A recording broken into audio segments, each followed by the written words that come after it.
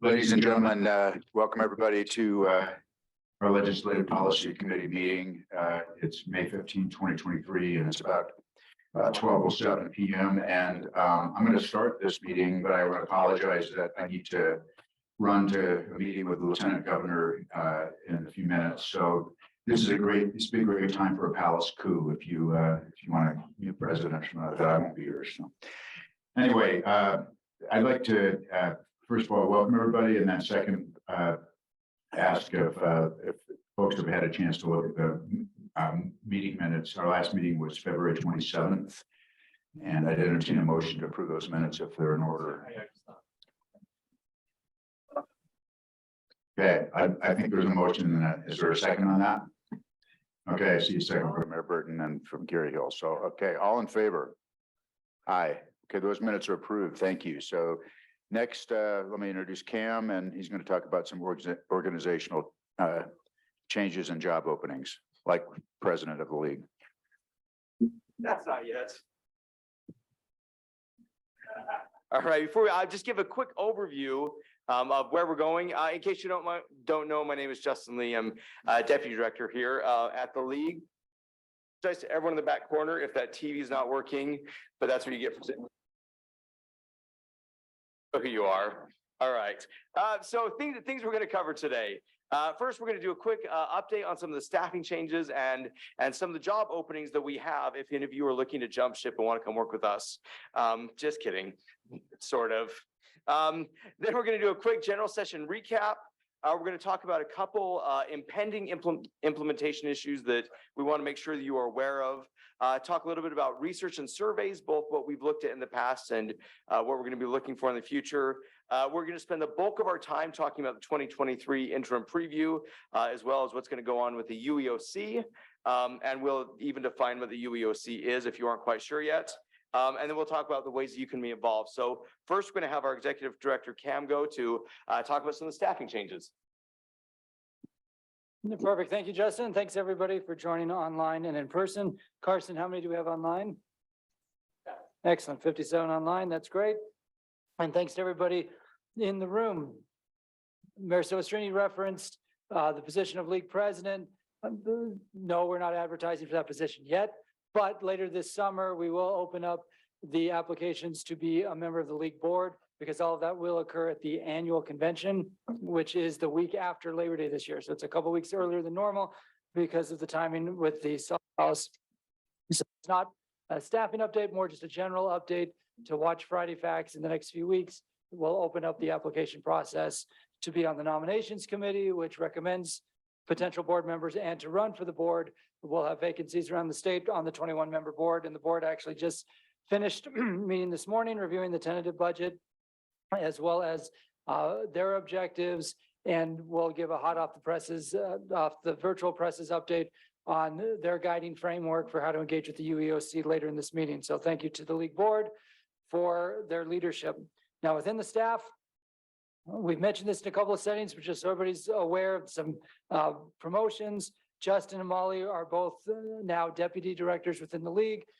Justin's job duties are still focused on the Capitol, so he's the Capitol-facing deputy director.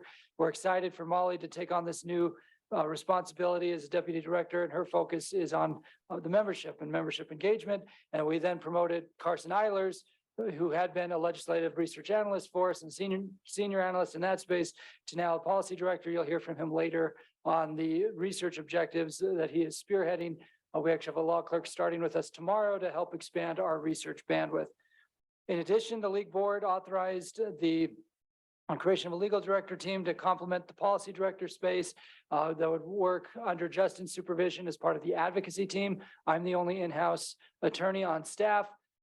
At some point, Roger's going to retire. The key word there is at some point. It's not an announcement. I hope it'll never be an announcement, but nevertheless, we're thinking long-term on succession there. And then we have tweaked our communications director position that we've traditionally had based on the feedback actually from the league board about having more of a grassroots focus and having, in fact, one of the terms that a board member used was "give me a meme and I'll use it." And so trying to pivot our communication strategy from the traditional public information officer approach to more of that grassroots style approach. And we've changed the title of it. And Molly is recruiting for that position right now. So if you know of anybody who's an attorney who'd be interested in joining the advocacy team, or somebody in that communication space who can help us communicate with the members, that grassroots advocacy space, let us know. Likewise, a couple of just general announcements that the organization's involved in. One, it's National Law Enforcement Week this week. Today's National Peace Officers Day. So please make sure you're promoting that on social media and expressing appreciation to our officers. Second, Guiding Our Growth kicked off last week.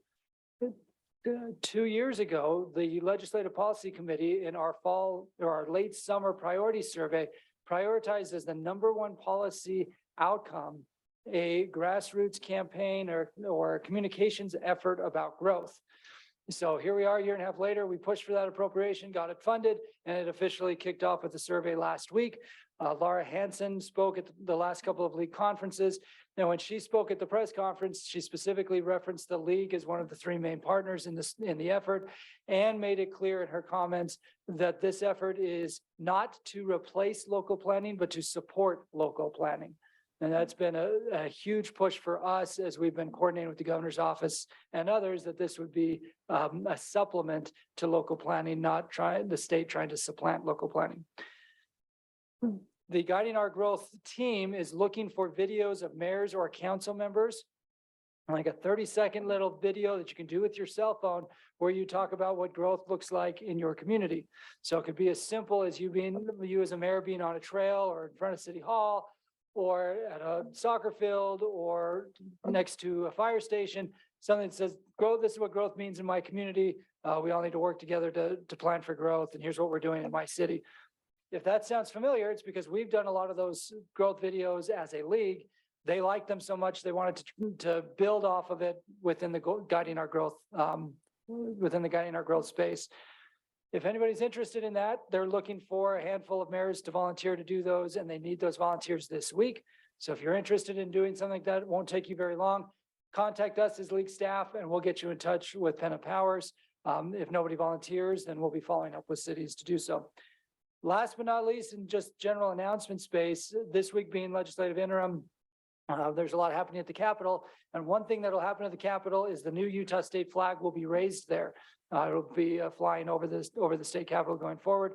We're aware that there have been some city halls that have been trying to wave this flag and have gotten pushback from residents. So I thought it might be helpful for you to know that go over the state capitol starting this week, you'll see the new state flag.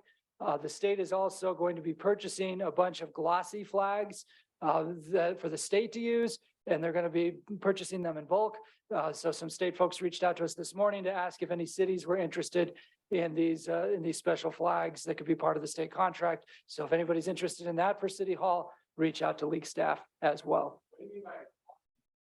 That was the word that they used on the call this morning, or in my conversation this morning. So thank you for asking the follow-up question I couldn't answer.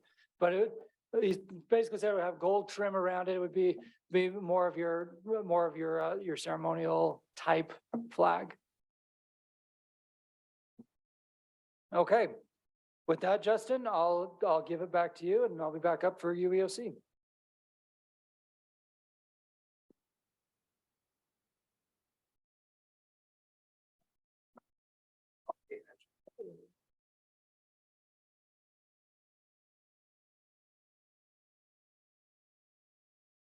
Angela's up here. We should have had.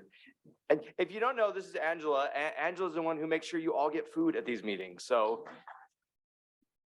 in case you were not aware, Angela is probably, in fact, the most important person at this meeting. So want to spend a minute talking about legislative session recap. Most of you have seen most of what we're going to present here, but just in case somebody hasn't, I want to just give you a quick recap on a few things. As always, legislative sessions 45 days. There were 929 bills introduced. 575 bills were passed. Does anyone know what the previous record was for bills being passed? Because 575 was in fact a record. 574, that is correct. And that was done in, anybody know? Just for fun, audience participation? Nope, 2019. In 2019, there was 574 bills passed, and the legislature, I'm sure, completely accidentally ended right after they passed 575 this last year. And also $29.4 billion budget. So how many bills did we track? I should have asked that question before I flip the slide over. We tracked 244 bills this last legislative session. That is a 45% increase from the year prior. There were 152 bills that passed that we were tracking and 82 that failed that we were tracking. Now, again, to put that in perspective as compared to 2022, we tracked 168 bills in 2022.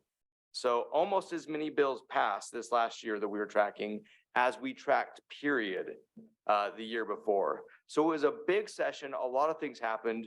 And a lot of things are going to keep happening. And we'll talk about that here in a second.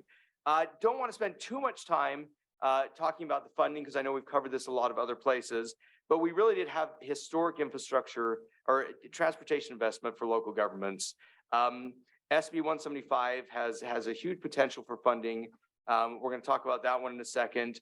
And SB 260 also a huge potential for funding, up to 44 million ongoing revenue for local governments.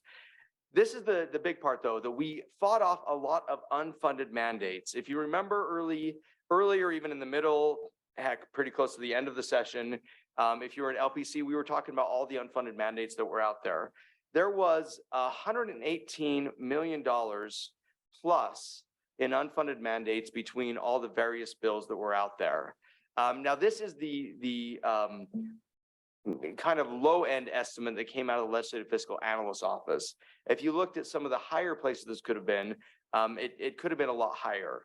At the end of the day, there was only $13.2 million in negative impacts to cities and towns instead of the $118 million. And we got more money in ongoing in various places than we lost. So big thanks to everybody for reaching out to legislators. Our message of the state has a surplus, but cities do not, did in fact resonate. So thank you to all who reached out to your legislators. We heard legislators bringing that message back to us. So that was great. A couple of appropriations that are coming up pretty soon. The local administrative advisor program did ultimately get funded with $1.58 million. Someone asked me not too long ago, what was the low part and the hard part of the session, and they came within a few hours of each other. The lowest point of the session for me was when the final budget numbers came out and the local administrative advisor was not funded. I had to take a walk outside so that not everybody could see or hear everything I was about to say. And a few hours later, it actually ended up back in the budget. President Adams gave me a call and said, we are going to fund this thing. So that was huge. And we are currently working with GOPB, with the AOGs and UCMA on getting this implemented. Now, this will come online on July 1st when the funds come available. And we're doing work to get that ready for July 1st. Also 2.5 million one time in addition for the homeless mitigation fund. Would like to give a shout out. I know several of you are already meeting in your counties to talk about what needs to be done for those second-class counties on homelessness. I know Davis County's already had a couple of meetings there. And we as league staff will be involved with those discussions. We have one league representative for each of those second-class counties. So as you're going through those preparations, please make sure you're reaching out to us, letting us know how we can help and getting us involved in those homeless discussions. And then finally, we'll talk about this a little bit more in a minute too, but $4 million in implementation for all of those big land use changes, particularly the subdivisions change. So got some big money on some big issues this last year. Here's some list of key legislation that passed with ULCT support. The reason I'm showing you this list again is because we're going to talk about the UEOC, the Unified Economic Opportunity Commission, and a lot of these key pieces of legislation came out of that UEOC process. So that's something we have to keep watching. Now, I also want to talk about key legislation that failed with UOCT opposition. HB 104, modification to public safety requirement, never even went to a committee hearing. However, interim is coming up this week, and on Wednesday, or I guess on Tuesday, in the retirement interim committee, they're going to start talking about not just public safety retirement, but what retirement looks like. So things are already starting to come back up that we were just talking about a couple of months ago. HB 173 was the Citizen Empowerment Task Force. This is give me another quick quiz. Does anyone remember what that bill started out as? Cam, you don't count. Anybody else? This was the attorney fees bill. So this was originally the attorney fee bill that in committee changed to the Citizen Empowerment Task Force. And if you ask me, someone changes it to a task force, I usually bet on that thing getting through because it's really hard to vote against task forces. This one did not go through. This one didn't get through the Senate, didn't even come up for a vote. So I will be shocked and surprised if we don't see this issue come back up again this year. HB 527 mining operation amendments, again, did not even go to a committee hearing, never got out of House rules. There's no question this is something we need to talk about this year. HB 564 and SB 295, these are the lid and did bills. This has been listed as a study item for both interim, for the UEOC, for pretty much anybody you want to talk to in this space. There's no question we're going to be talking about infrastructure funding again. So this is not so much that these failed and we're never going to talk about it again. This is a reminder that the legislative session is running all the time. The legislature is running all the time. The issues are being talked about all the time. And just because it ended the last legislative session doesn't mean that we're not going to be talking about them again. And then, of course, two bills that passed that we opposed and still got through, the sand and gravel bill, which again, we're going to be talking about during the interim. And then SB 271, a home ownership bill with that we opposed and still passed, but this is the bill that we were able to get kicked out of one of our other land use bills that was giving us a lot of heartburn. So just to remind you where you've been so we can talk about where we're going. If you have not yet read our legislative wrap-up document, you can go to ulct.org/recap, or you can scan this QR code. Unless you're in the back corner, then you may not be able to, but you can get it from us later. I don't know why that TV is not working. If we get 3 out of 4, that's good. But we've gone through and done a recap on all the key pieces of legislation, on the big pieces of legislation. Feel free to go through and read those. And if you have questions, as always, reach out. I see a couple more phones up, so I'm gonna give you one more second to scan that QR code. All right. Oh, look, it's there one more time, just even bigger. I forgot we moved those. So want to talk about, oh, Lynn, I see your phone up. There it is. Cool. All right, now everybody's got it. All right, I want to talk about a couple impending implementation deadlines. Molly or Carson, I don't know if you want to say anything about SB 175. If there's any questions, I guess we can. This is the Rural Transportation Investment Fund, and it provides funds for 3rd to 6th class counties. So this is another TIF. This is the RTIF now. The imposition to qualify for the Rural Transportation Infrastructure Fund, $40 million one-time funding is June 30th. Now, this is something that has to be implemented at the county level. So if you're in a 3rd through 6th class county, I don't know, Molly, which counties we need to specifically call out. I can't remember, but I know you probably have the list. But if you're in a 3rd through 6th class county, we'll give you the list here in just one second. Reach out to your county to make sure they're taking the steps necessary to acquire these fundings or to acquire this funding. Any questions or comments about that one?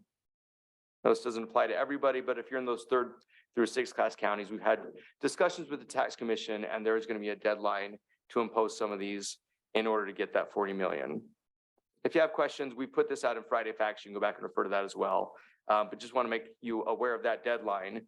And then the resources, again, there's that QR code, but this is for different materials. The $4 million to help local governments implement their subdivision codes. We are working through exactly what that's going to look like right now. Cameron Carson, I don't know if you have anything specific you want to add, but basically we're working through what that's going to look like. But we do have training materials about these land use bills at this QR code. So if you go to ulct.org/land-use, you can get some of those. But Carson, if you want to talk about what the implementation looks like for the 4 million. Thanks, Justin. Yeah, we're finalizing a scope of work right now, and then we'll be working through the RFQ with the Department of Workforce Services. There's a few different resources. So there'll be kind of 2 branches. One is we'll call it prepared resources. So it'll be a checklist of things you need to consider. It'll be we're talking through like a template, so not a model ordinance necessarily, but a template identifying what provisions from state law you need to have in your new ordinance, along with the different areas identified where you do have some legislative discretion. So those will be coming hopefully pretty soon. There'll also be this direct assistance where the Department of Workforce Services will, we expect them to issue an RFQ sometime later this summer that will request for attorneys who have a lot of land use experience to be compensated for a certain amount of hours spent helping smaller cities kind of like bridge the gap between the template and their ordinances. So just trying to put all the pieces together. Again, we'll have more updates there. All of the resources, as soon as we have them, will be at this site, the land-use. So we'll keep advertising in Friday Facts. We'll keep you apprised as we know more.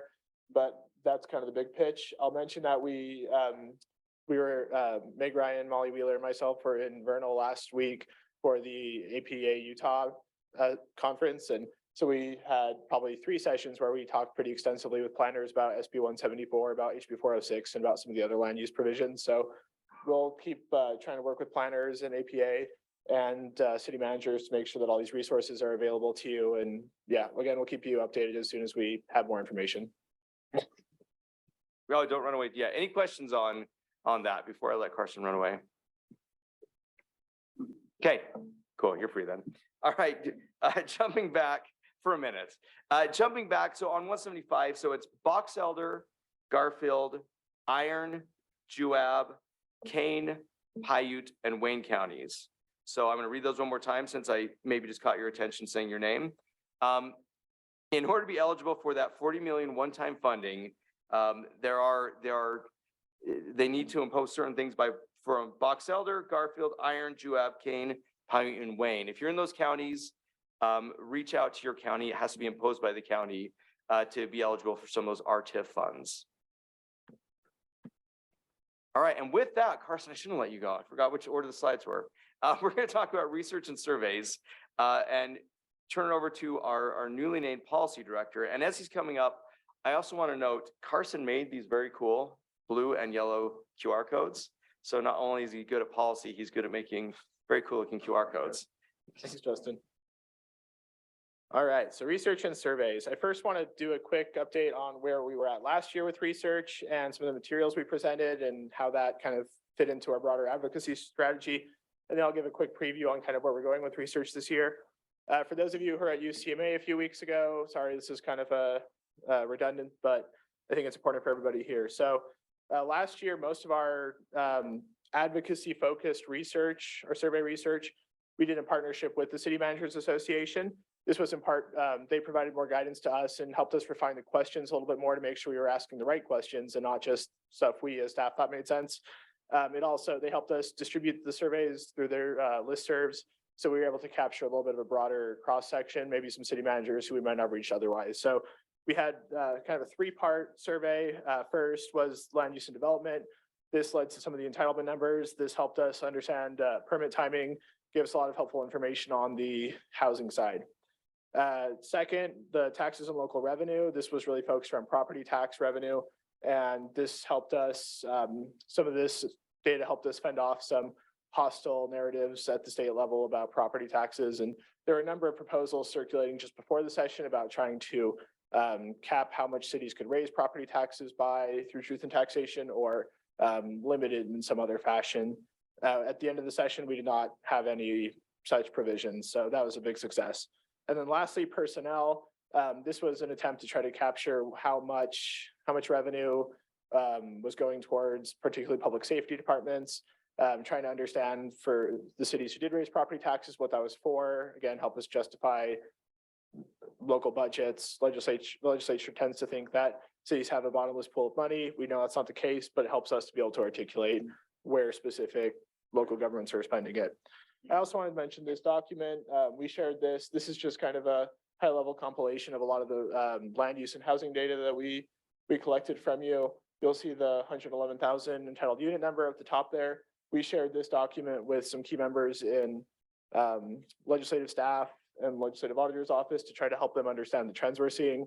A lot of really helpful data came back. We didn't end up sharing this more broadly because most of that dialogue occurred at the leadership level. So it was kind of a focused message there. Again, just to give an example of a couple anecdotes that we countered with data, we hear from the board, we hear from you, the policy committee, all the time that like data is the only way that we're really going to be able to counter some hostile narratives. Again, like example, cities aren't taking housing seriously. We hear this every year for the past 5 or 6 years. This year, we were able to say that based on Gardner Policy Institute's permit data, we have permitted more than 130,000 units in the past 4 years, plus the 111,000 entitled units in the pipeline. I think that number was newer this year. We talked a little bit about it anecdotally with a couple of cities, but being able to have a 57 city cross section of this really helped provide us some momentum and demonstrate that you are in fact planning for growth. Cities slowing the development process. This is another common narrative. We're able to demonstrate that plan reviews are well within the statutory limits and that oftentimes the applicant was the bigger reason for the delay. Cities being reckless with property tax increases, again, another anecdote we heard through the summer. We were able to specifically say how many cities were going through property tax increases and how much that average was in the aggregate. So hugely helpful to be able to dispel this kind of general anxiety about property taxes with hard numbers. And lastly, cities are not adequately compensating police officers. This has been an ongoing challenge for the past couple of years, but we were able to show based on that final survey that public safety officers received a larger percentage increase in their compensation than other public employees did. So all really helpful, really critical to the strategy. And we really appreciate your time taking out surveys last year. So this is just a couple of research topics that we want to address. I have a 3-page document that lists out all of the different research ideas we've been discussing internally. So I would say these aren't final, but these are pretty close to final based on the need we anticipate for this coming interim and coming session. First, these aren't advocacy, well, they're a little bit of advocacy, but more internal surveys. The strategic survey you'll be expecting, I think, either this week or early next week. Just trying to see, we did this a couple of years ago. This will update it to try to understand how league members in general would allocate resources amongst, like, finite resources, how we should put them between advocacy, conferences, events. There's a whole bunch more to it, but that'll help us define general league strategy and present that to the board. And then the legislative priorities survey, this has been hugely helpful in allocating our legislative bandwidth during the session. This will be the 3rd year, I think, that we've done it. And that'll occur this fall. We don't actually know what the questions are yet because we haven't had many of the interim conversations. On advocacy, Representative Gwynn we've been working with him over the past couple of years to collect data on public safety recruitment and retention. This will be the 3rd year of that as well. That will go specifically to, like, we want public safety officers filling that out so we can get a better sense. And we'll share that data with you as we get it back. We had Utah Foundation present it last year. Cost of complying with new state laws. We've heard pretty clearly from many of you that there's the hard explicit costs that come along with new policies, and we've done a good job of quantifying that in the past, but there's a lot of these softer costs that are really hard to demonstrate. It comes with updating ordinances. It comes with hiring new staff to just manage new programs that the state requires. So we want to do a better job of encapsulating that. Infrastructure costs. This is a huge one. This is still kind of we're waiting to see how a couple more things shake out. We want to work with a couple key city managers to get a better sense of what the explicit initial costs and the cost of maintenance are for all kinds of infrastructure, whether it's roads, water pipes, treatment plants, stuff like that. So we can have a very specific, again, trying to counter this general anxiety about growth and try to put hard numbers to it. We want to do some more research nationwide on the LID, PID, DID model. There's a couple other states that have these. For example, Colorado has the metropolitan districts. We want to, I think one of our legal clerk's new tasks, although it doesn't know yet, will be to do a deep dive of how these look in other states and try to put together a side-by-side comparison because we expect these will be coming back.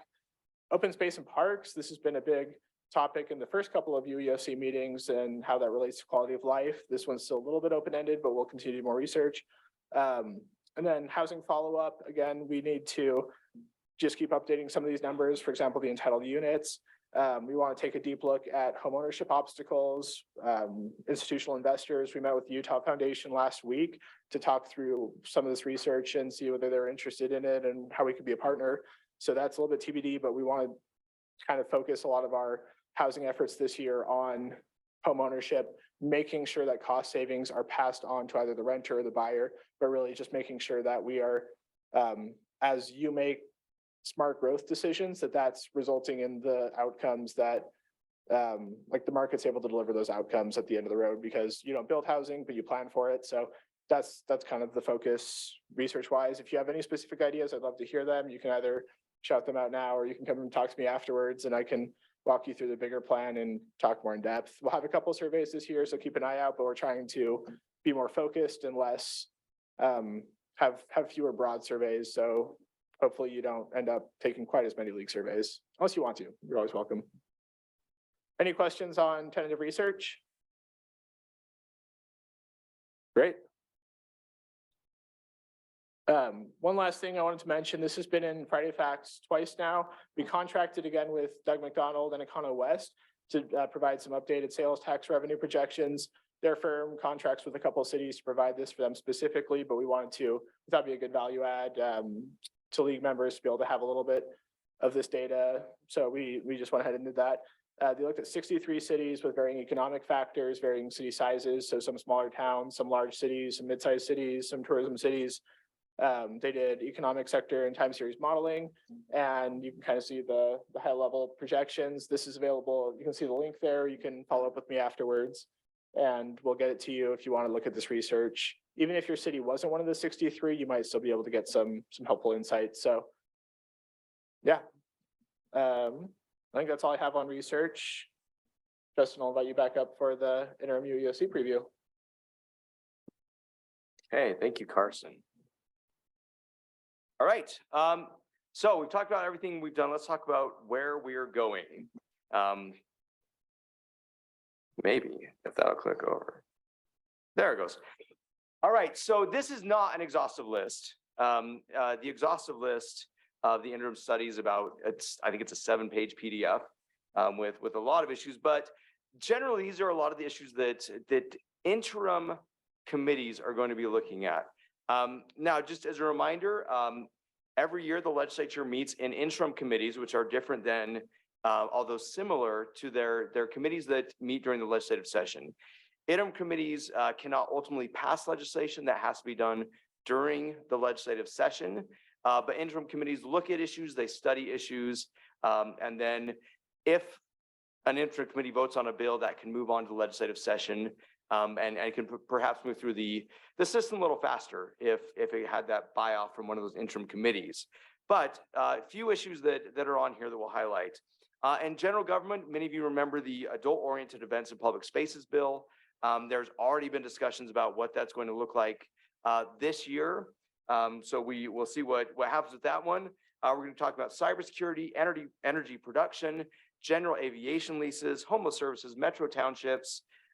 In the land use arena, home ownership, housing affordability, infrastructure districts, which we've mentioned, station area plans.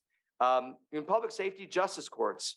If just as a reminder, one of the bills that passed this last legislative session did give the League of Cities and Towns a seat on the Justice Court Study Committee.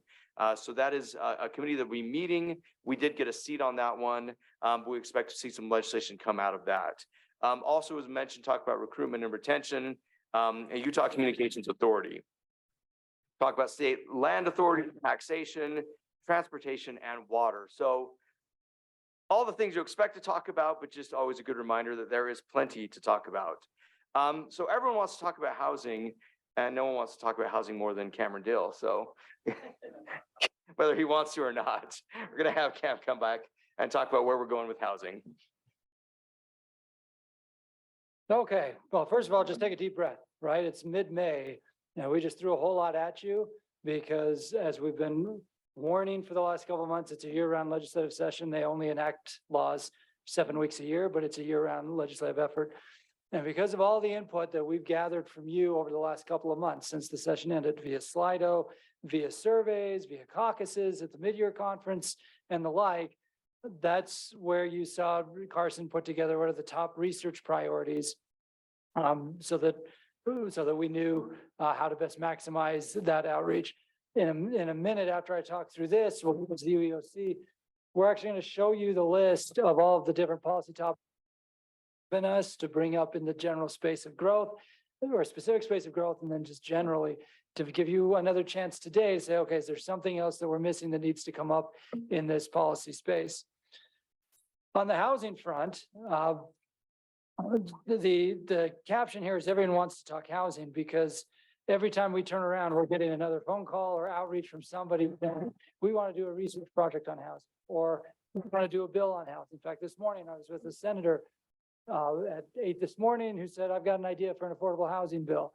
It comes up basically every day. And we are constantly reminding them, we have done a lot in the last few years, and we need time and space to actually implement it and see what's working and what's not working. Well, within the housing space right now, you have guiding our growth that I mentioned before. So again, if anybody's interested in doing those videos, grab a league staffer today. Otherwise, we'll be reaching out to cities individually. You have the Commission on Housing Affordability. And in a moment, I'm going to show a very cool graphic that I'm quite proud of that tries to explain what the UEOC, how all the pieces fit together there.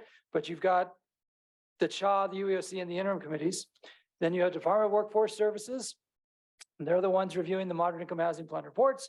They also have the subdivision implementation money that Carson referenced a moment ago that will become available in July. As a reminder there, all cities above 5,000 population have to update their subdivision ordinances to reflect state law by February 1st.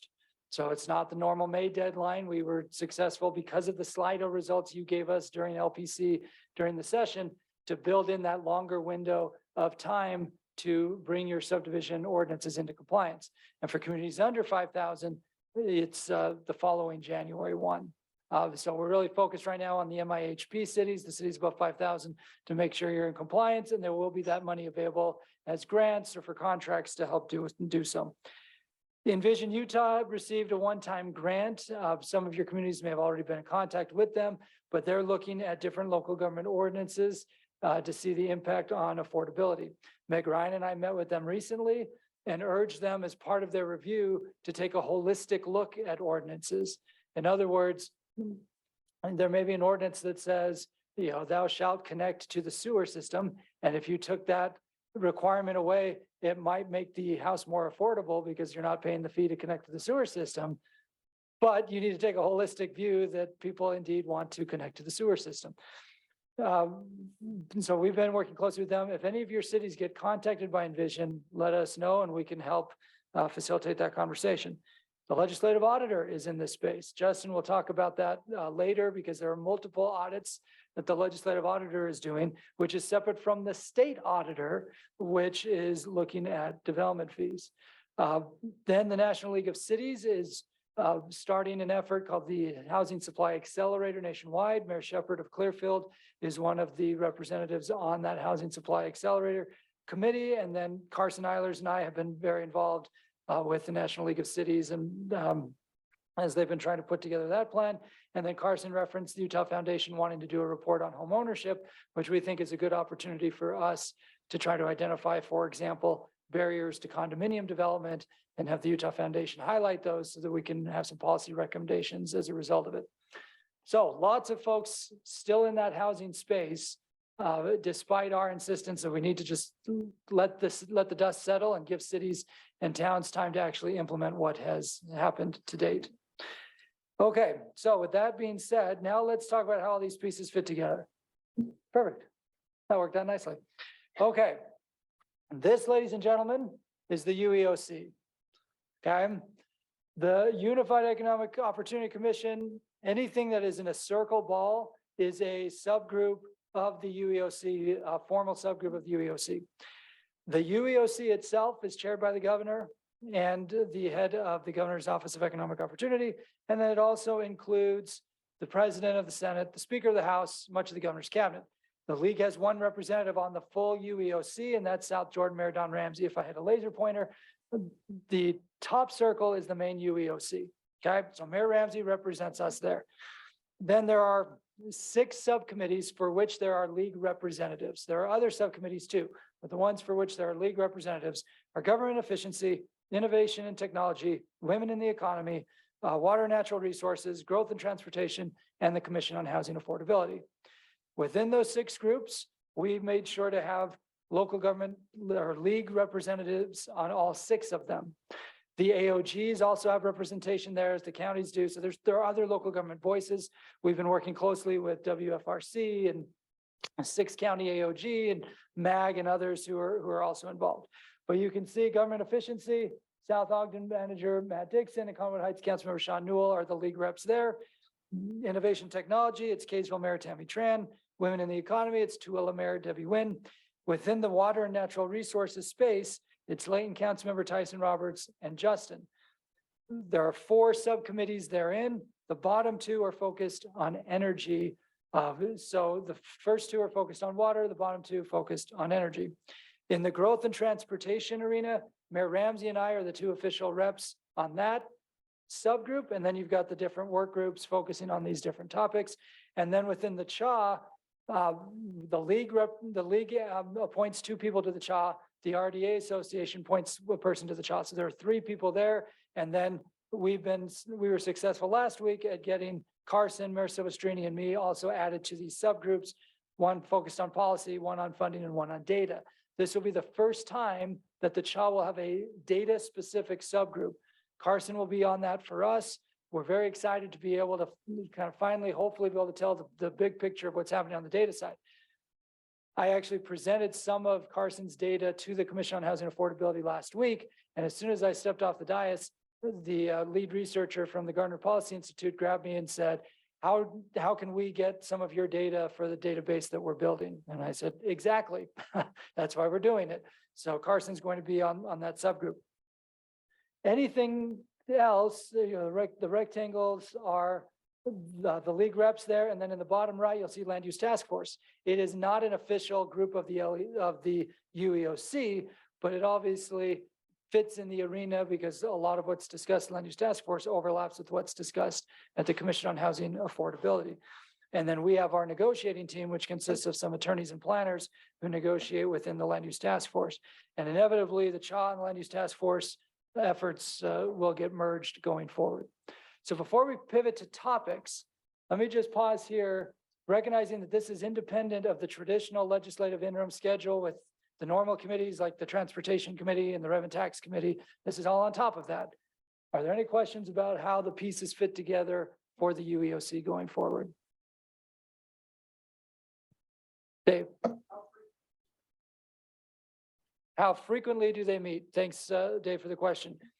The answer is they've already started, and I'm going to switch to the timing in a second, but the subgroups we've highlighted, those 10 subgroups, all will start meeting this week.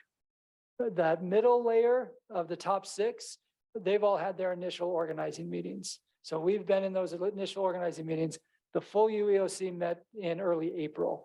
And right now, the month of May is all of these groups putting together essentially their brainstorming list to bring back to the full UEOC. So it depends on the co-chairs, how frequently they want to meet. UEOC related meeting. Chaired by the governor, will hear the updates from all of those subgroups. The CHA met last week. They'll have another follow-up CHA meeting the week after to hear from the CHA particular subgroups. And then from May to August, all those subgroups are meeting and having discussions on different policy items. Then you'll see that on August 30th, the UEOC will meet to consider what they refer to as the early action items. Then they'll meet again on September 27th to consider their regular items. And they'll have one more meeting in October, but they're really pushing hard to have everything recommended by that September 27th meeting so they can run them through the normal legislative interim process, which happens monthly through November. Cameron, Kate. before you leave the slide that was just prior to this one, I've already raised it, of course, in league board meeting, but for all the cities that are municipal power cities, we need to pay significant attention to the energy transition work group. This is new. It has already circulated a list of topics and ideas internally, some of which would be really problematic for those of us that operate municipal power systems, as we are dealing with challenges in our portfolios and continue to tax on resources that we all jointly own together. So I want to make sure that if you're a municipal power city, that you very much have this subgroup on your radar. Do you want to add anything, Justin? Because you're the point person on water and natural resources. No? Kim? Perfect. Other questions about the UEOC structure and how the pieces fit together? Carson, any questions online?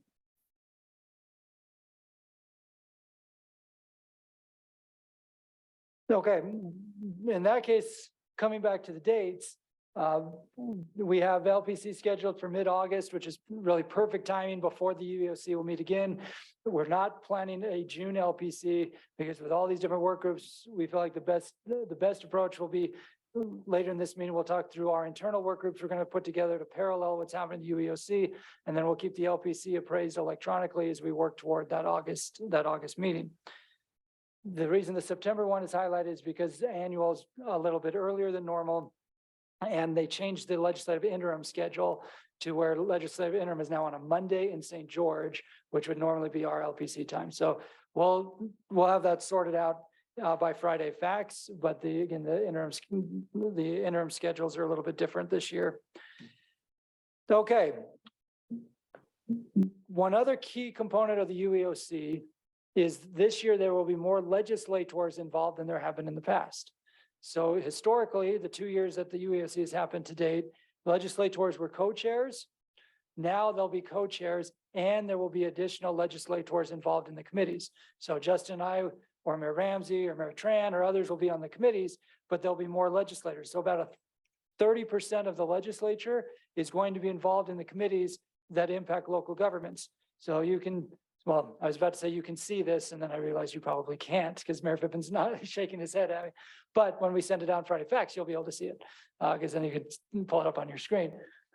Our ask of LPC and just league members in general is if you have a legislator who's involved in the UEOC framework, use the UEOC as your icebreaker this spring to reach out and say, keep us appraised of what you're discussing in your particular UEOC committee.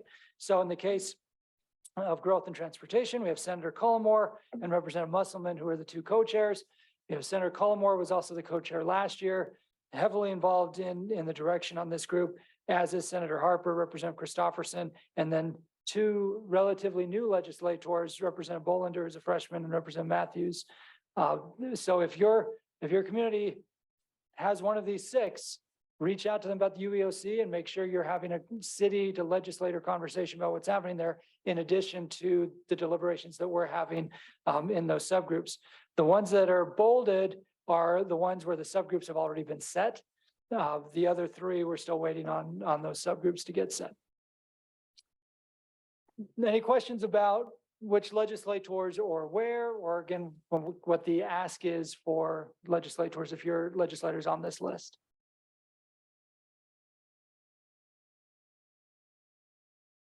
Okay. Well, then the inevitable next question is, okay, so what am I asking them? What am I going to talk to these legislators about? Because right now there are no bills, right? There are lots of concepts that we'll get to in a moment, but what should the conversation be as we talk about growth-related issues, which the UEOC and other legislative interim committees are looking at?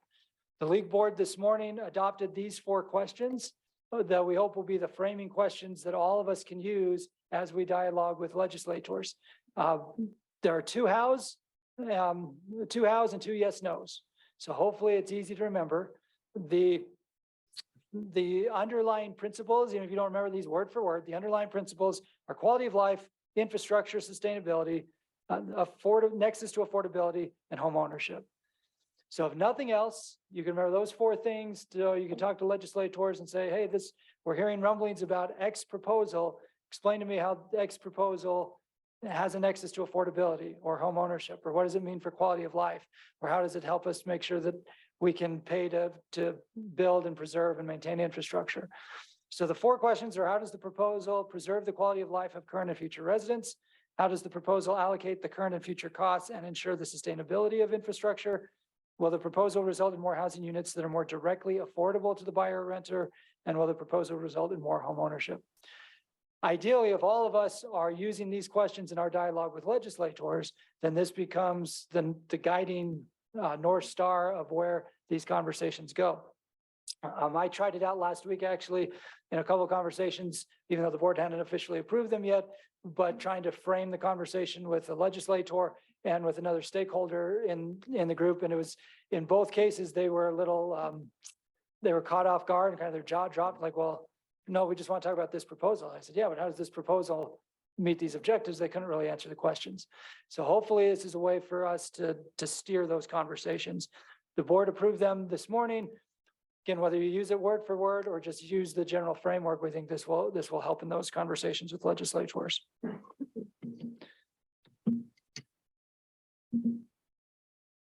Okay, now we're going to pivot then to topics. So Justin, I'm going to let you switch it over.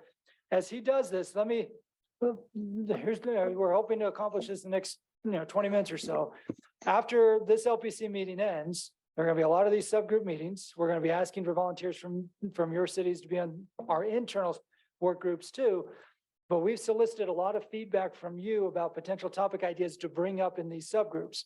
And so what we presented to the league board this morning, we're going to show it to you here, is just kind of the currently unprioritized list of the different ideas. So just because an idea is up here doesn't mean it's a priority yet, but it's just a reflection of the different ideas that have come to us through Slido, through caucus meetings, through in-person conversations and the like over the last 2 months. And let me give you a couple of examples of how we've already put this into action. So Mayor Palmer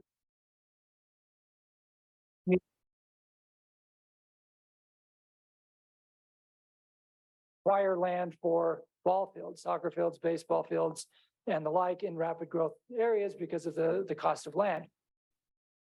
So in the first UEOC growth meeting, Mayor Ramsey, on behalf of the league, brought that challenge up because it's a challenge in South Jordan, is a challenge in most communities, and said, what if there was a partnership between developers, the state, and local governments to, the local government plans the development this way, developers are building development this way, and have some state revenue that could help preserve some of that land for baseball fields or soccer fields. And then Mayor Ramsey, coming from a baseball family, brought up the point that it would be a really cool pitch, pun intended, to Major League Baseball to show that we've got this investment in trying to expand the per capita number of ball fields.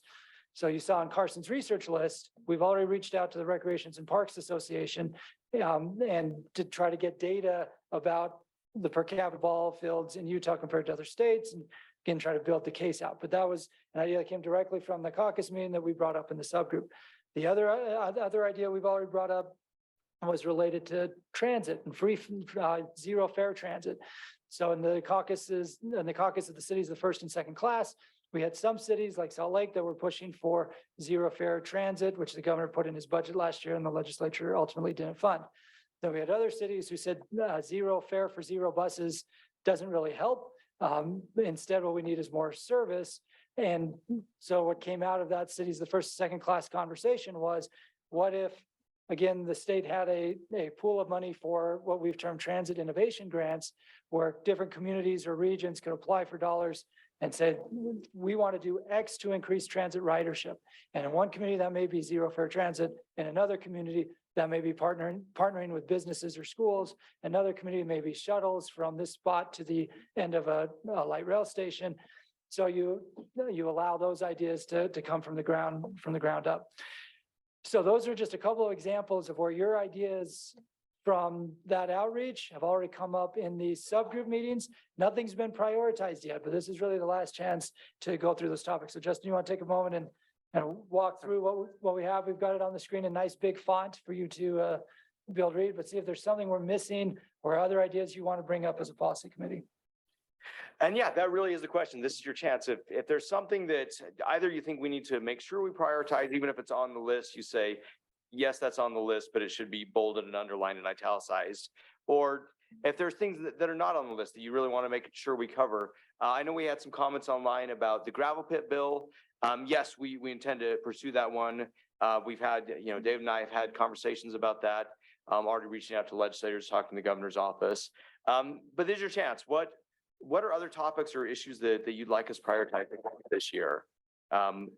And honestly, even if they're on the list, like I said, if you like to highlight them and foot stomp them. Yeah. And have Angela run up with the mic for everyone online.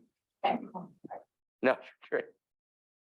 Something that I'm becoming more concerned about is the number of rental units that but if you buy a property, your cost is more stable than if you're renting, because at any moment it can go up.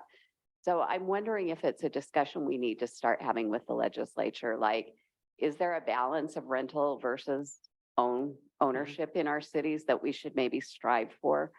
Because we had a developer come and I was serving on our land use committee.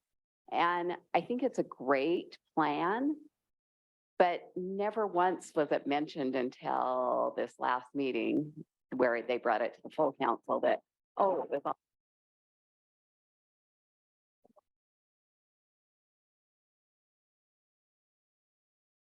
something that we should be looking at.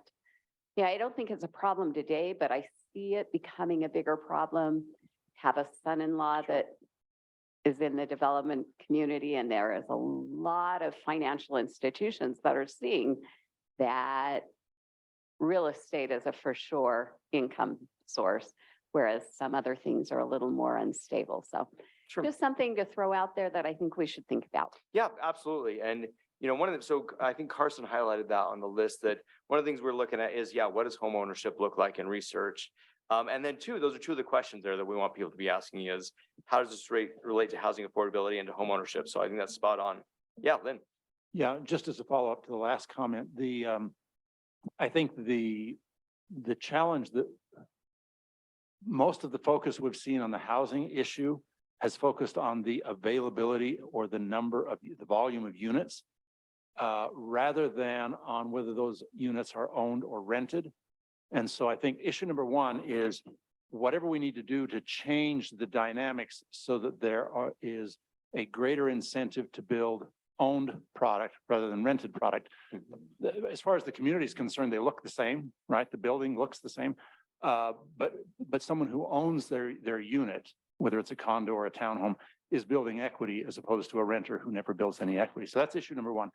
Issue number two is that the housing crisis is most severe for those who are not in the market today. So if you already own something, you're getting the benefit of escalating values. It's not so much of a crisis, but it's a huge crisis for those who are not in the market today and for whom the market keeps getting farther and farther out of reach. So in addition to focusing on home ownership, to focus on obstacles.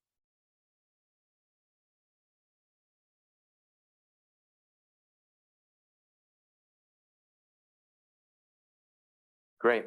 Yeah, John, right behind. And then Carson, do we have some online? Okay, then Angela, we'll go to Carson next. Thank you. This is really just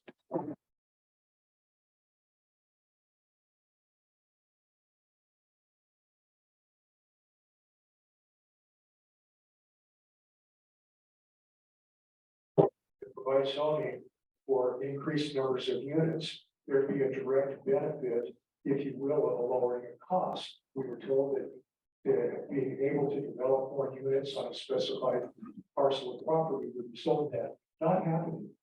And I think that question that was focused on direct benefit to the owner or renter is extremely important. If we're doing these things, taking these measures, and there's not an ability for that to benefit the renter or owner in reductions of cost, then all we have done is enhanced the profit line. And I'm not against profit, please understand that. It's just that where is that direct benefit? And how are these policies affecting and helping for the first owner concepts like we talked about and bringing down those costs? Thank you. And let's go to Carson with some comments from online.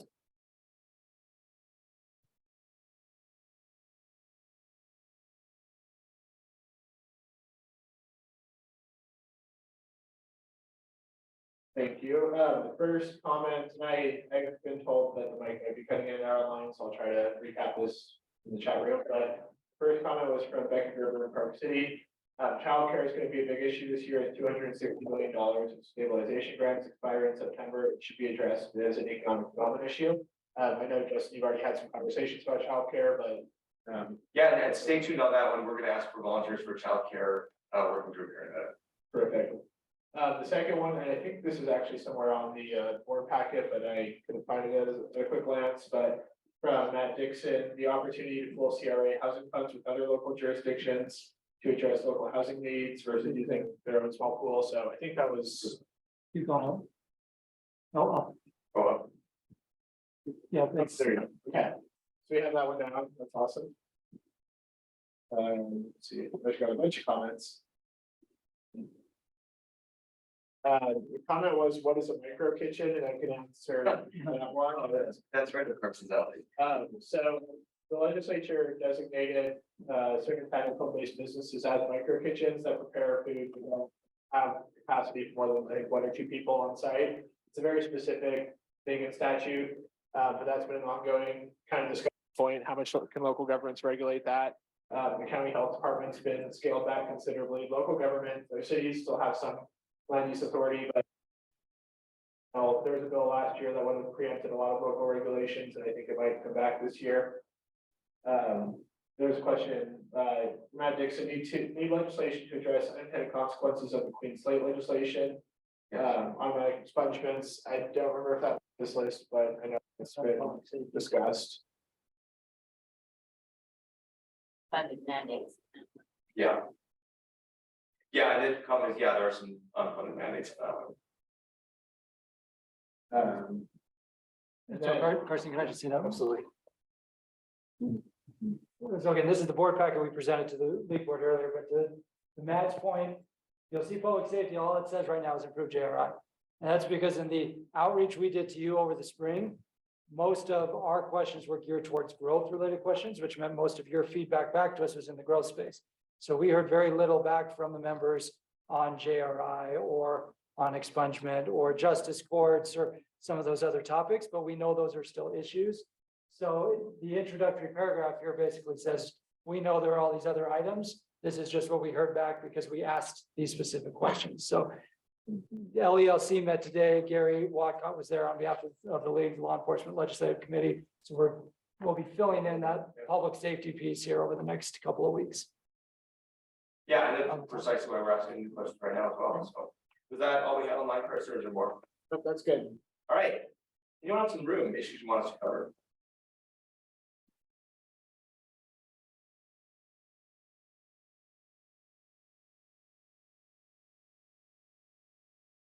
Always, you can always reach out to us anytime with issues that we need to cover. Legislative session, well, we should say legislative process is going all year round. So don't ever hesitate if an issue comes up.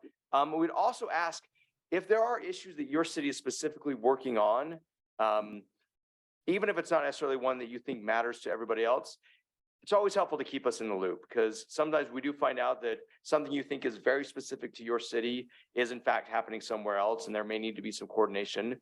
And then we want to be helpful however we can there. So let me jump back to our slide deck. Let me find it. Here we go. And let's talk about some upcoming dates. Not that we didn't already give you a lot of upcoming dates, but we're going to give you a few more. So interim committees do start this week. We're already in the interim. So want to give you a heads up on a few different issues that are going to be heard this week. First off, in the Government Operations Interim Committee, there's going to be a discussion on the interplay between annexations and incorporations. And I should add on to that and some of the timelines with a referenda when it comes to annexations and incorporations. We just found out about this over the weekend. I just got the email over the weekend. We were originally slated to go into GovOps to just do a general introduction about here's the league, here's what we do. For all you new legislators, here's how you can interact with us. And then we found out we may need to go talk about discussions about annexations and incorporation. So there's one thing happening Wednesday morning. The other thing happening Wednesday morning in Political Subdivisions Interim Committee is a discussion about the tax increment financing So you may remember there was a legislative audit done around tax increment financing. We talked about that last fall. There was going to be a cleanup bill on this one. The bill was drafted and it just ultimately did not pass. So that bill is going to be the starting point for discussions on Wednesday morning. Actually, Dave, I don't know if you have anything you want to add on that one, but we're already back at it.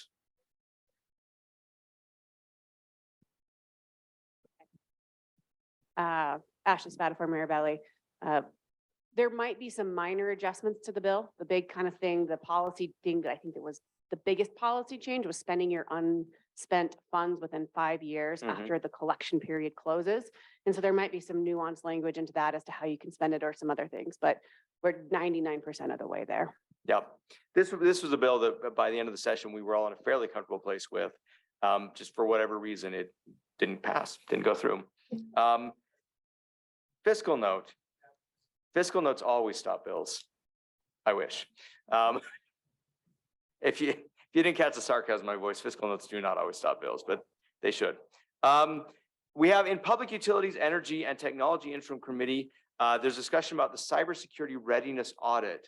Now, I know some of you participated or responded to questions on cybersecurity readiness. To give you an idea of the scope of this one is not just looking at cities. This is looking at all levels of government in the state. So it's looking at the state, it's looking at the courts, it's looking at schools, it's looking at cities and counties and special districts, looking at the general cybersecurity posture that we have.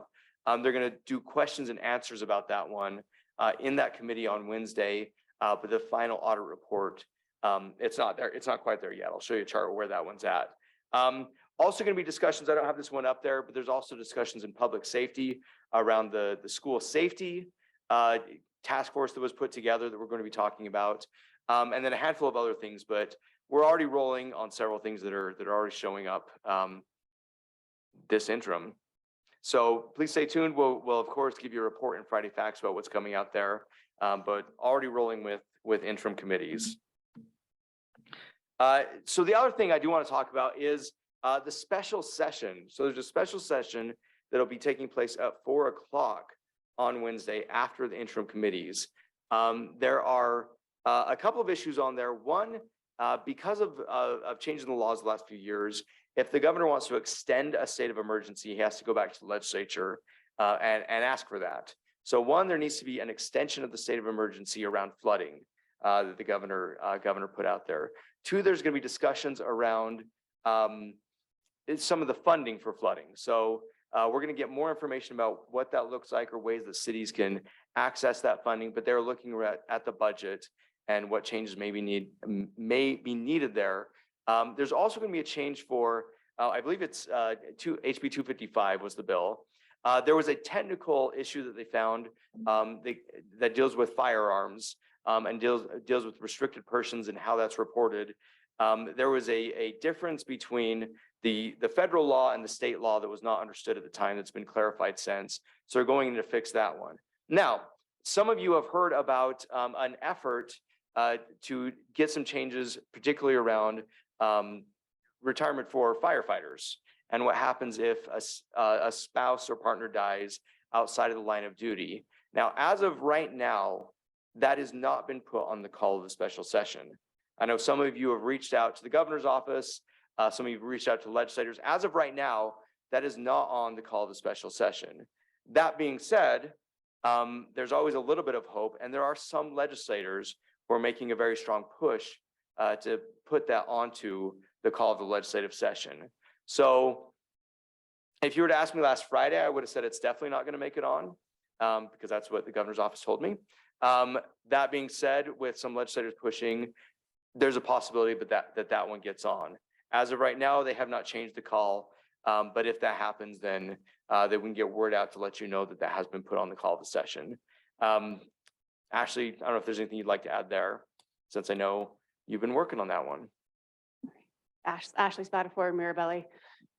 Just quickly, so you all know, if you remember in 2018, a bill passed SB 21, police or firefighter tier 1 dies while in active duty above 20 years, their date will be set retroactively. Their retirement date will be the day before their death.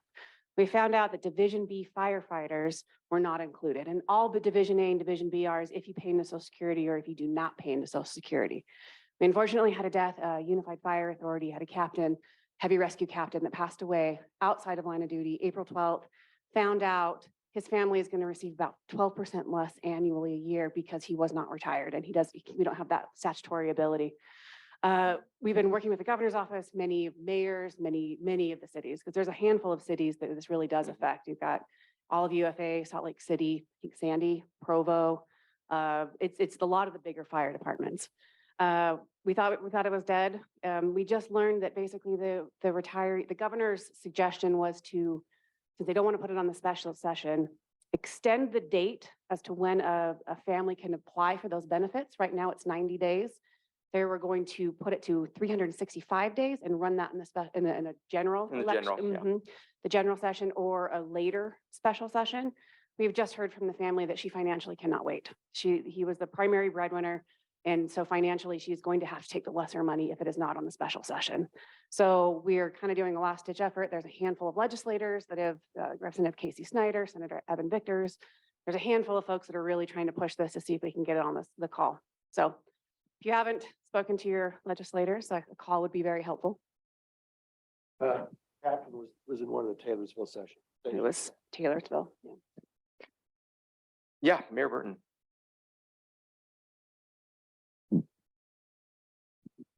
As I understand the special session, that agenda is set by the governor's office. Correct. How do our legislators, or how would we influence what goes on there or what's going to come up on that? So yeah, the question was, how do we influence what goes on the call for the special session?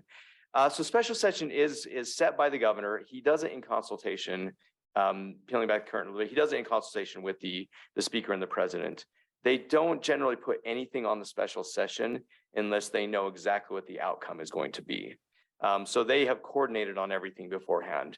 You're not going to get a controversial topic go up in a special session.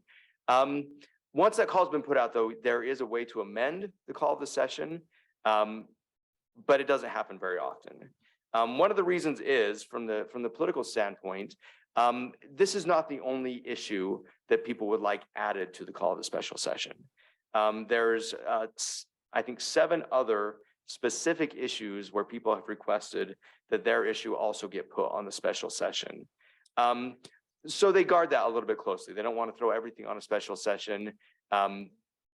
If it wasn't urgent, 2 weeks ago, why is it suddenly urgent now is kind of the question they're asking. And the reason it's urgent is because there's a chance to fix it. So here there is a case with a very specific impact to a specific family, which does give me a little bit more hope that it may get on there, but ultimately it would be up to the governor to make that call that ends up on the call of the session. So reach out to legislators if there is this is kind of the legislature lobbying the governor saying we would like to make this happen and do it. So reaching out to your legislator and saying, yes, tell the governor we want this on the call. This is a good fix. This is a quick fix. Could have some impact in this case.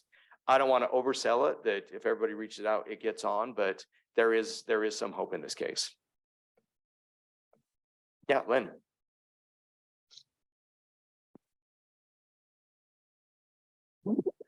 You mentioned that on the call, there was an issue of funding for flooding costs. Can you give us more information about that? And will that be entirely county oriented? We're trying to find it. I don't have a lot of information about that right now. I've been reaching out to the governor's office to get some clarification, but I don't have a ton of information about that, but I'll let you know as soon as I do. Okay, thanks.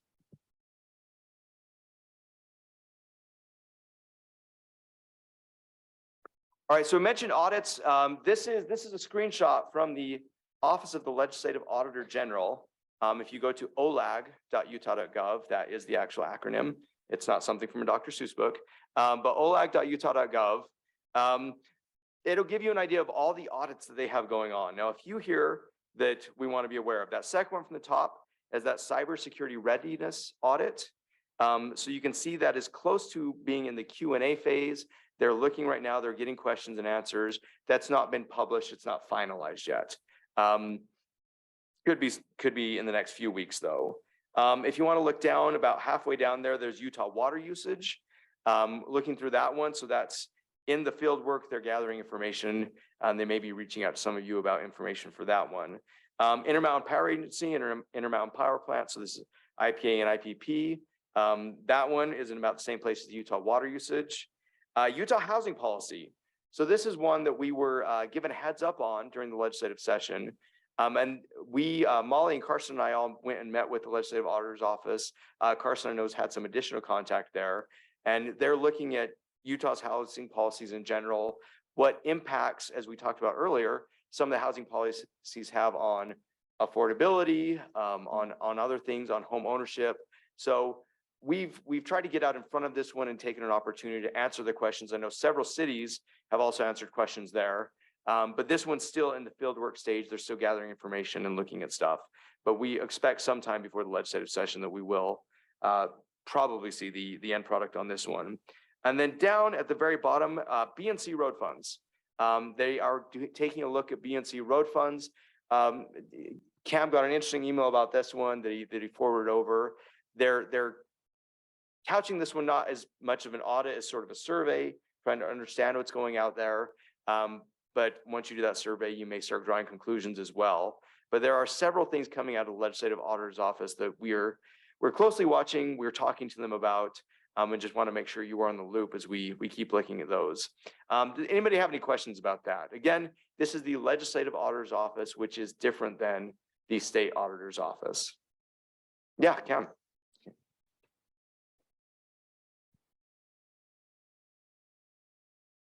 I want to add one thing on the BNC road piece here. I actually think this is a terrific opportunity for us. In years past, we've done a lot of research where we've showed how the Class C account and the money you get from the Class C revenue isn't keeping pace with any of your transportation expenditures. Back in 2014, we did exhaustive statewide research on that point, which in turn led to House Bill 362 in 2015. And the rough number back then was that the Class C account only covered about 50% of an average city's transportation budget. Since that time, we've seen an increase in the Class C money, but we've also seen an exponential increase in your transportation costs. We've seen the fourth quarter come online. We just got the fifth with cities having a piece in that fifth. So there's part of this is they want to know how we're spending the money. So that's the audit piece of it. Are we spending it appropriately? But the second piece is they want to have a better sense to inform the legislature of what the gap is between the Class C revenue and what cities are facing. Well, when you think about the Pleasant Grove case on the transportation utility fee, for example, this audit could be a helpful tool for us to explain why local governments need more tools in order to invest in infrastructure. And knowing that infrastructure in general is the hot button with PIDs, LIDs, DIDs, and everything else, all these pieces are going to fit together in some form or fashion. So my point is, don't be afraid of these audits. If a city or if the legislative auditor contacts you, let us know so we can help guide you through that process. But the data, I think, will really help all of us in the long term. All right, some key dates. We mentioned some of these earlier, just want to run through them. June interims are going to be right when you expect them, right in the middle of the month there. July, there will be no interim meetings. August, they have bumped the interim meetings up a week. They're 1 week earlier than normal. So there'll be August 8th and 9th instead of when you'd expect them to be. September interim meetings are going to be held in St. George, as Cam mentioned earlier. There's going to be some tours done with that, but then they're just going to have their meetings down there in St. George. So St. George folks, if you've always wanted to go to the interim meetings but never want to drive up, this is your chance. October and November interim meetings will fall in the regular spots. Interim will be the last, or excuse me, November will be the last interim meeting of the year. As we mentioned earlier, these interplay with the UEOC. The UEOC is going to try to get their ideas into bill form and before the interim committees in those October and November interim meetings. Any questions about the interim schedule? Now, the one thing I didn't plug in here is LPC. We will not have an LPC until after that August interim meeting. So the next time we see you, 2 interims, well, 3 if we're counting this week, will have gone by and we'll have plenty to update you about. But please keep in contact with us, watch our Friday Facts, reach out if you hear anything. And then finally, this is, I know what you were all waiting for the entire time. This is why you stuck around. We have some work groups that we need some help on. So first, who whistled? Who's excited? All right, Lynn, you're on every work group. Congrats. But we didn't tell you that if you whistle, you're on every work group. But first thing, we're gonna have an email list. This is not a work group, but if you would like to be included on regular updates when it comes to Land Use Task Force and Commission on Housing Affordability. Okay, yep, email Carson in this case. Then I won't just forward all the emails. You can email me too and I can forward them, but email Carson. We'll put up his email in just a slide here. We're gonna have a work group dealing with all kinds of water issues. We had asked for work groups in the past on water and really nothing rose to the top that we really need to talk about until we got close to the session. This year, I am already on 5 different work groups dealing with water, and so I will need input. So if you're interested in being on a work group dealing with water issues, please reach out to me, email me there, jlee@uoct.org, and we'll get you on that one. As mentioned, we need to talk about childcare issues. There's been various childcare issues. Representative Lisenby never got around to running a bill last year, but talked about it. We've heard there's going to be some issues there dealing with childcare in various different aspects. Or if you're interested in talking about childcare, whether it just comes from needing to do better with childcare, or when it comes to what childcare centers look like when they get built in your cities. So this is looking into the land use and zoning a little bit. Reach out to me on that one. We're going to talk about both things. And then we're going to do a work group on infrastructure funding. Now, this includes, but is not limited to, the discussions around PIDs and LIDs and DIDs and whatever new acronym we come up for this year. But we are going to talk about a work group on infrastructure funding. So please, if you're interested in helping out on any of those, shoot me an email and we'll get you working on those groups.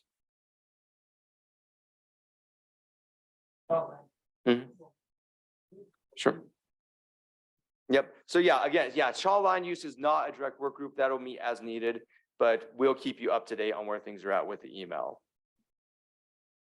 All right, so we're going to sum it up here.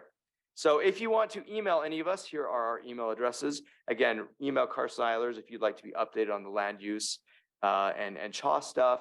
Email me if you're interested in any of the other work groups. If you have UOC legislators, we put that up earlier. Please reach out to them, contact them before the August LPC. Use it as your icebreaker to talk to them about what they're working on. Let me move that out of the way. We've got those questions again. If you didn't catch them all, we will email this all out. So please share and ask those questions to legislators. One of the good things about those questions, as you know, not every legislator knows everything about every bill. So you can also feed them questions they can be asking to the people who are running these bills. And these questions will be helpful there. Again, notify us if you want to be a part of any work group. And then when we send out the surveys, we're going to work really hard to make sure that they are as focused as possible and that we don't give you too much survey fatigue. But I think Carson demonstrated well that we use those surveys and we use them to help us in a lot of our negotiations. So please help us by responding to those surveys. So Kate, this is the part where I'm going to need a board member. Oh yeah, you have an update, Dave? Yeah, could I give you an update? Absolutely. This is regarding the non-line of duty death disability benefit for the surviving spouse. As of Friday, getting it on the agenda for Wednesday wasn't going to happen. As of now, there's a fighting chance. And apparently a number of legislators following calls from either their fire chiefs or their mayors have called the governor's office. And now the governor's office has asked to make sure that the bill gets drafted, which it already has, to make sure there's a fiscal note ready for it, which was just completed this morning. And the governor will decide by 4 o'clock if he'll put it on if he'll amend the call. And so according to Senator Harper, who just called, he said now the door's open and there's a fighting chance it'll be on. And then Corey Cox called. Those agencies that are in Division B. And Corey Cox is URS, right? Corey Cox, URS. Those agencies in Division B, Salt Lake, West Jordan, West Valley, UFA, Ogden, Ogden, Lone Peak, Weber County, Logan, maybe Orem.